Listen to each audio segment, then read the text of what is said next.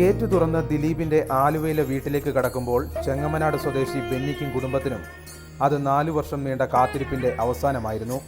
2009 കണ്ണിലെ രക്തസ്രാവം മൂലം കാഴ്ച നഷ്ടപ്പെട്ട് ഈ കുടുംബം ഇരുട്ടിലായപ്പോൾ സഹായവുമായി എത്തിയത് ദിലീപിന്റെ GP ചാരിറ്റബിൾ ട്രസ്റ്റ് ആയിരുന്നു. ഒരു സുഹൃത്തു മുഖേനയാണ് അപേക്ഷ നൽകിയത്. ട്രസ്റ്റ് മുഖേന കോയമ്പത്തൂരുള്ള ആശുപത്രിയിൽ സർജറി നടത്തി. കാഴ്ച തിരികെ കിട്ടിയത് മുതൽ ദിലീപിനെ നേരിൽ കണ്ട് നന്ദി പറയണം എന്ന ആഗ്രഹമായിരുന്നു ഉള്ള നിറയെ. തന്നെ തേടി ബെന്നിയും കുടുംബവും എത്തുമെന്നറിഞ്ഞ് തിരക്കുകൾ മാറ്റിവെച്ച് കാത്തിരിക്കുകയായിരുന്നു ദിലീപും. അതിഥികൾക്ക് ദിലീപ് തന്റെ അമ്മയെ പരിചയപ്പെടുത്തി.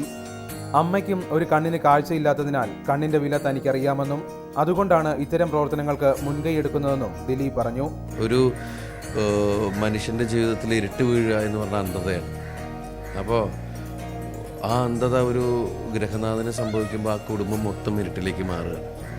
അതിൽ നിന്ന് ഈ സുഹൃത്ത് രക്ഷപ്പെട്ടതിൽ എനിക്ക് വളരെയധികം സന്തോഷമുണ്ട്. ദിലീപിനെ കാണാൻ കഴിഞ്ഞതിന്റെ സന്തോഷത്തിൽ എന്തു പറയണമെന്നറിയാൻ പറ്റാത്ത അവസ്ഥയിലായിരുന്നു ബെന്നിയും.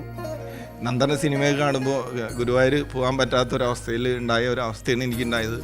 പലപ്പോഴും അദ്ദേഹത്തെ കാണണമെന്ന് വിചാരിച്ചിട്ട് പല സ്ഥലത്ത് ഞാൻ ചെന്നിട്ടുണ്ട്, പക്ഷേ എനിക്ക് കാണാൻ പറ്റിയിട്ടില്ല.